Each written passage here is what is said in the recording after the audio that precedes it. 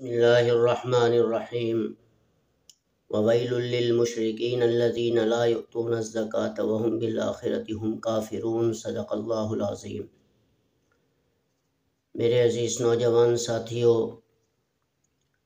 جو آیت مبارکہ میں نے آپ کے سامنے تلاوت کی ہے، اس آیت میں اللہ رب العزت زکوٰۃ ادا نہ کرنے والوں کو ایک وعید سنا رہے ہیں اور فرمایا کہ اس شخص کے لیے بری خبر ہے، ہلاکت ہے اس شخص کے لیے کہ جو اللہ کے راستے میں اپنے مال خرچ نہیں کر سکتے، اپنے مال ادا نہیں کرتے اور وہ آخرت کے ساتھ انکار کرنے والے ہیں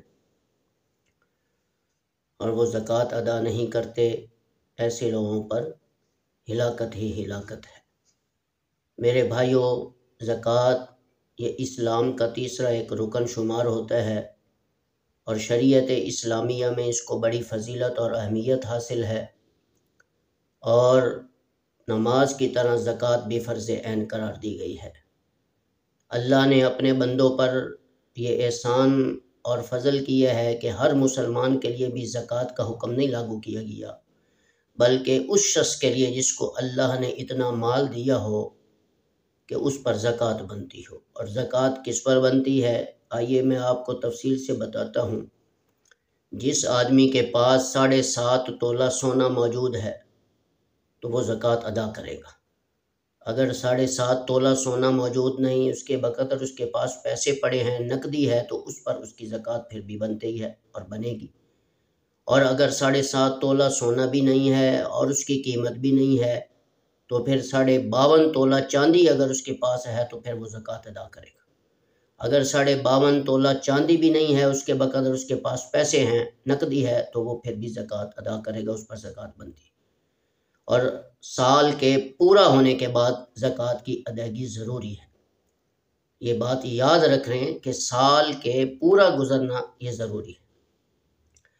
اور فرمایا کہ جو شخص زکوٰۃ ادا نہیں کرے گا، جس پر زکوٰۃ بنتی ہے قیامت کے دن، وہ مال اور وہ دنیا اس کے گلے میں، اس کے گردن میں، وہ طوق کی صورت میں وہ دولت، وہ دنیا لپٹ کر آئے گی، اور وہ دولت، وہ دنیا ایک زہریلا اور گنجا سانپ بن کر آئے گا جو اس کے گلے سے لپٹ جائے گا اور کہے گا میں تیرا مال ہوں، میں تیری دنیا ہوں، جس کو تو دنیا میں اکٹھا تو کرتا تھا لیکن اس کے بدلے میں اللہ کے راستے میں تو ادا نہیں کیا کرتا تھا اور زکوٰۃ نہیں دیا کرتا۔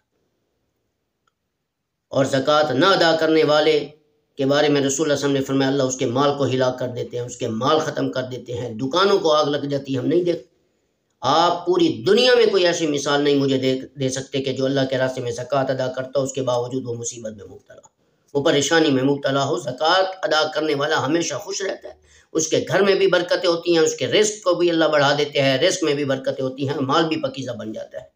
اور زکوٰۃ ادا کرنے والا اللہ کے غصے کو ختم کر دیتا ہے، اور زکوٰۃ ادا کرنے والا بری موت سے بھی بچ جاتا ہے، اچانک موت سے بھی بچ جاتا ہے۔ میرے بھائیوں، کتنی بڑی فضیلت ہے زکوٰۃ ادا کرنے والا۔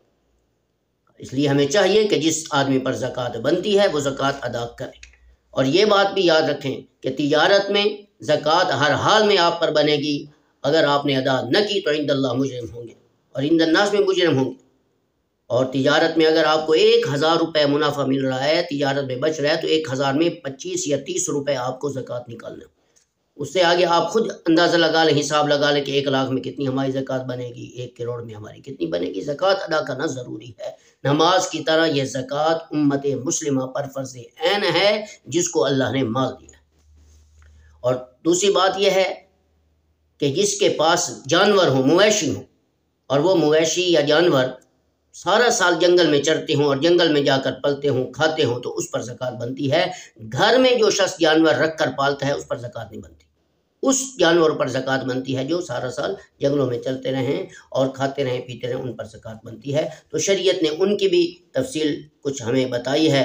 تو وہ ذمہ دار، وہ جاگیردار جن کے پاس جانور ہیں، مویشی ہیں اور جنگل میں چرتے ہیں، وہ زکوٰۃ نہیں ادا کرتے، میں انہیں یہ بات بتا دوں کہ یہ اللہ کا بھی حکم ہے اور رسول اللہ صلی اللہ علیہ وسلم کا بھی حکم ہے اور شریعت کا بھی حکم ہے۔ وہ سن لیں کہ آپ کے کتنی مویشیوں پر کتنی زکوٰۃ بنتی ہے۔ آئیے میں آپ کو بتاتا ہوں۔ شریعت کا ایک مسئلہ ہے کہ جس کے پاس 5 اونٹ ہوں اس کے پاس 5 اونٹ ہوں اور ان میں پورا سال گزر جائے، پورا سال 5 اونٹوں پر پورا سال گزر جائے، اور پورا سال گزرنے پر وہ دیہاتی، وہ ذمہ دار، وہ جاگیردار 1 بکری زکوٰۃ دے گا، اس پر 1 بکری زکوٰۃ دینا واجب ہو جائے۔ اس کے پاس 5 اونٹ ہیں اور سال پورا گزر گیا، وہ 1 بکری اس پر زکوٰۃ ادا کرے گا۔ دوسری صورت یہ ہے کہ اگر کسی کے پاس 30 گائیں ہیں، 30 گائیں ہیں اور ان پر 1 سال گزر چکا ہے، تو ان میں 1 سال کا بچہ زکوٰۃ بنے گا، وہ 1 سال کا بچہ اس کے بدلے میں زکوٰۃ ادا کرے گا اور زکوٰۃ اس پر واجب ہوگی۔ اس کے پاس 30 گائیں ہیں اور سال بھی گزر جائے ان پر۔ اور اگر کسی کے پاس 40 بکریاں اور ان پر 1 سال گزر جائے، تو ان میں 1 بکری یا 1 بکرا دینا واجب ہوگا زکوٰۃ میں، 1 بکری یا 1 بکرا 40 بکریوں پر زکوٰۃ میں واجب ہوگا ادا کرنا، اور جس کی عمر 1 سال ہو چکی ہو۔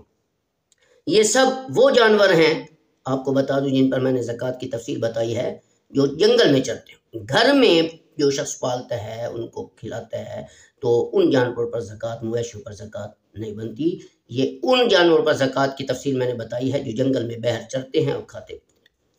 اور رسول اللہ صلی اللہ علیہ وسلم نے فرمایا کہ زکوٰۃ نہ ادا کرنے والے کو اللہ اس کے مال کو تباہ کر دیتا ہے، اس کے مال ختم کر دیتا ہے، اور اس کی دکانوں کو آگ لگ جاتی ہے، اس کے مالوں کو آگ لگ جاتی ہے۔ اور آج کل ہم دیکھ نہیں رہے کہ دکانوں میں کیوں آگ لگتی ہے، مارکیٹوں میں، پلازوں میں آگ لگ جاتی ہے، کیوں؟ وہ زکوٰۃ ادا نہیں کرتے۔ دنیا میں آپ کوئی ایسی مثال مجھے نہیں لا کے دکھا سکتے کہ جو اللہ کے راستے میں زکوٰۃ بھی دیتا، اس کے باوجود وہ مصیبت میں ہو اور اس کے مال کو اللہ ہلا کر۔ زکوٰۃ ادا کرنے والا کا مال ہمیشہ پاکیزہ بنتا ہے اور اس کے رزق میں اللہ برکتیں ڈالتا ہے، وہ دنیا میں بھی کامیاب ہوتا ہے اور آخرت میں بھی کامیاب ہوتا ہے۔ یہ یاد رکھیں، میں نے آپ کے سامنے زکوٰۃ ادا کرنے کی فضیلت بھی بتا دی اور اس کے فضائل اور مسائل بھی بتا دی، اور زکوٰۃ نہ ادا کرنے والے کے بارے میں بھی آپ کو وعید بتا دی ہے۔